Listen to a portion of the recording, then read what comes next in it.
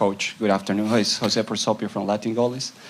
How hard is it going to be this game tomorrow, in your opinion? Is this the hardest team on the tournament for you guys? Thank you.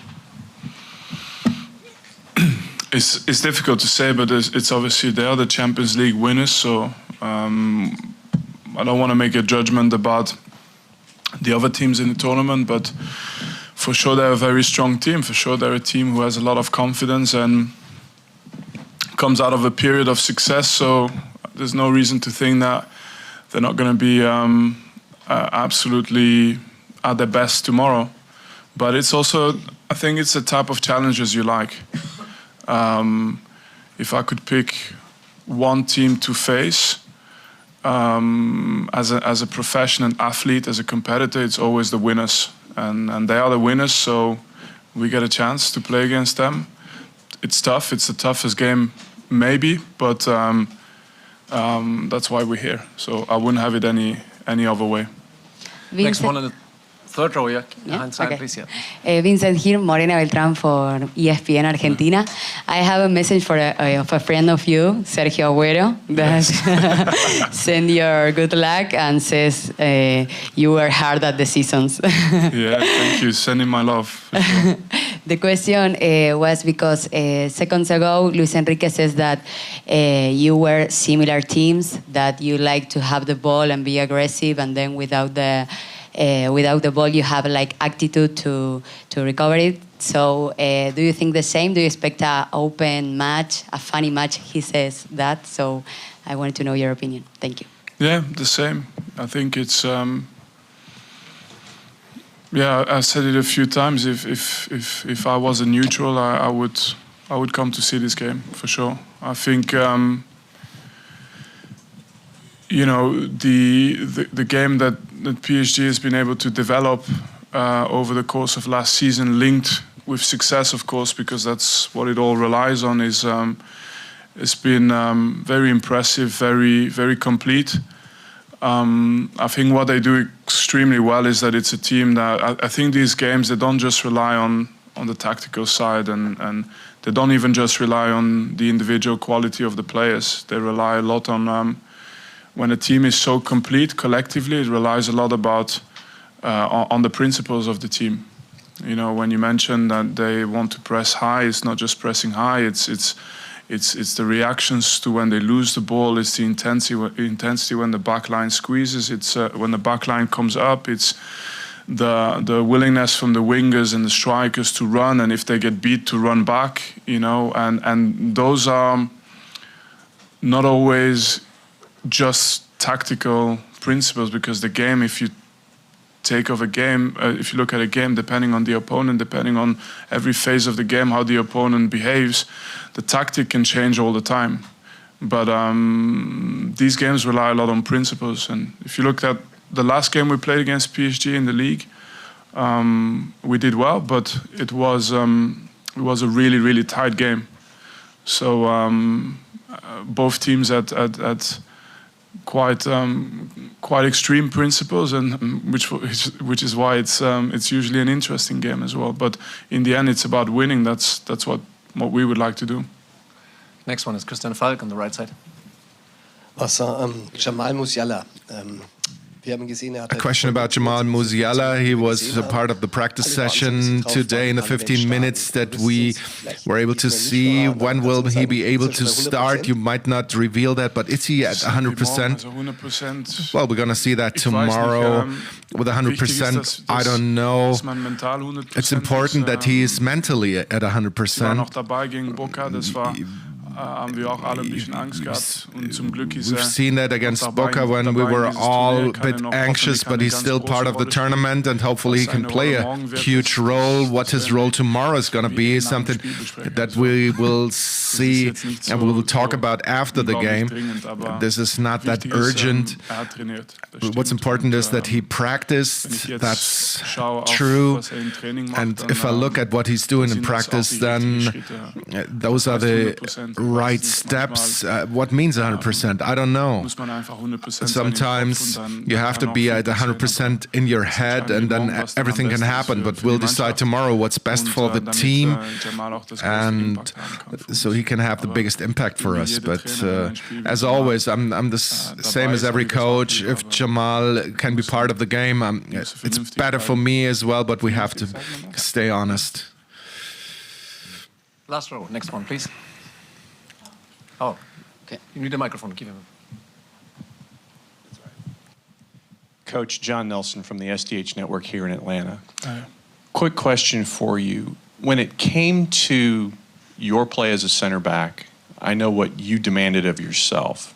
As a coach there at Bayern, how long did it take for the center backs to understand what you were trying to teach them with your history and your framework as a center back? Or is it still a work in progress at times?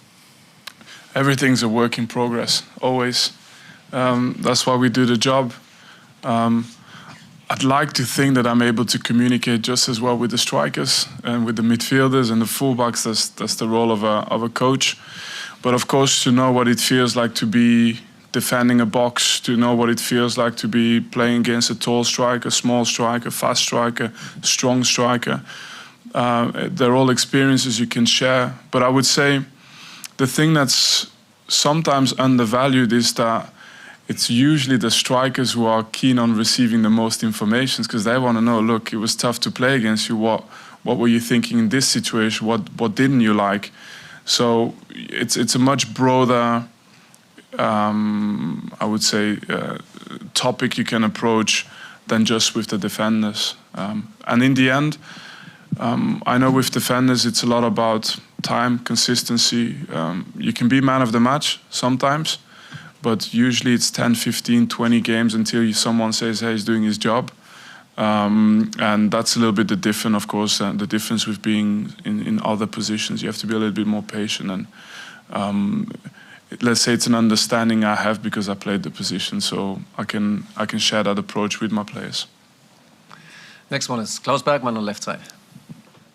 Herr Kompany, wir haben bei dem Turnier viel über das Wetter gesprochen. Mr. Kompany, we've been talking about the weather and the climate. It's going to be completely different tomorrow. What can this bring to the game, and will it change the way you make your team play because you don't have to think about that heat?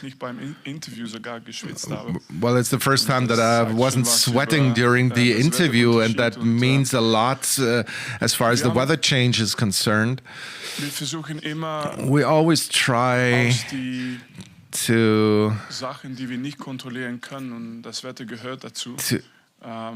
to stay off the things that we can't control, and the weather is part of this, and make this not as huge a topic. It's the same for both teams. It's right that acclimatization is important, and if you haven't done that in the first week, then this will change things for the players. But if you only focus on the heat mentally, then you maybe lose a bit of edge ahead of the game. It's important to have those cooling breaks, and it's good that we have those, and this really helps.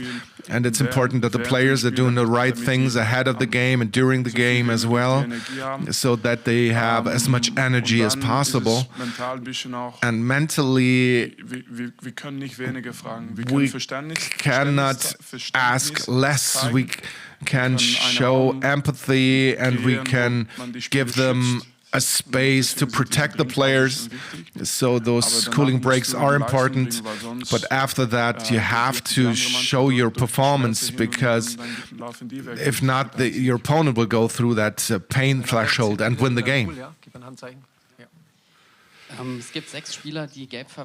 There are 6 players on a yellow card. Does that play any role for you in the preparation of this game and then the lineup? No, not at all.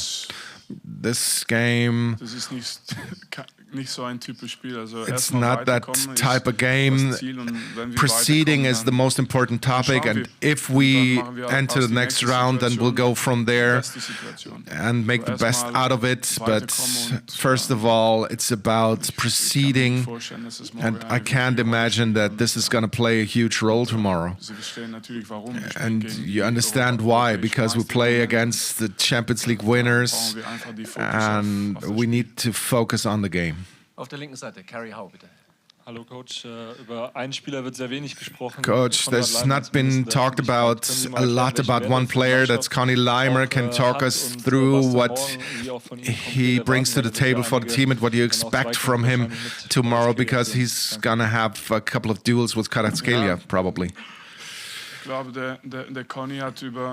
Well, I think that Conny has been talking through his performances this season already, with his role as a fullback, and the role that our fullbacks play really fits his profile. He has a huge impact to the game, and usually it's a collective thing to me, and I really am happy that he's doing a good job.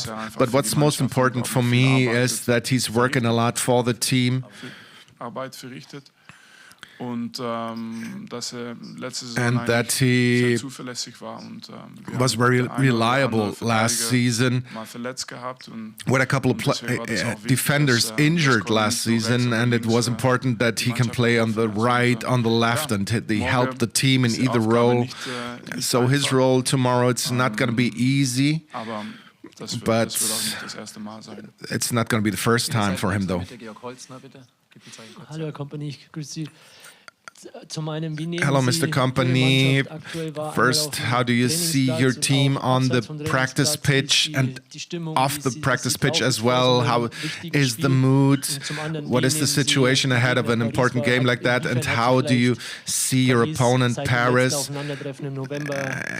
since that last duel? How did they change? Well, from our part, the mood is good. Almost all the players are available at 100%, and that is something you need ahead of a big game like that, and we are really keen to play them. They are a team that has won everything last season. And so this raises our motivation even more. It's interesting to see the development of PSG. I know that it wasn't an easy time for the coaches of PSG. Can I say this in English? I remember after the press conference against PSG, I was walking across Luis Enrique, and he leaves the press conference. I go in, but I could follow it on one of the big screens, and all the questions that were asked to him were actually, completely over the top. Really, really tough questions and big statements, and everything is over, and you failed in your job, and you can do nothing, and everything else. So all these big statements. But I remember watching his team before we played them, and most games they should win 5-0, but somehow it's 1-1, or they lose. So it wasn't reflective at all of the spirit of the team. They have a very young team. It wasn't reflective at all of the dominance they had in every game, not just the league, but Champions League as well. But it was one of these things, and then you talk about the evolution of the team now, which was a question. It's just nice to see that in those moments, consistency paid off for him. But most importantly, that he was strong enough to continue. It's not a compliment I'm giving. It's just a fact. It's just it's one of the things in the job that you have to be able to do. And he was able to come through to the point where now we are talking obviously about the same game. Against PSG, but from a totally different perspective, and it's just interesting to do the 6 months fast forward and to see how much things can change. Next one in the same row, yeah, give a hand sign. Vincent, can I ask just about Luis Enrique? As a very young coach yourself, how much do you look forward to testing yourself against someone like him tactically? And do you also get the sense that your team are looking forward to the big challenge you've got tomorrow? Yeah, as a young coach, like I said, I have no problem with it. Keep mentioning the word young coach. I wish I can stay for the next 10 years, if possible. But I said it just in my answer before. I think it's just as much a game of principles than a game of tactics. There are so many ideas that are executed so well by by PSG. And I'm sure that we have some interesting ideas as well. But you know, the team, what they do really well, and is more than just tactics. Direkt dahinter Vincent Schirpke, bitte. Herr Kompany, Trainer sagen vor solchen Mr. Kompany, coaches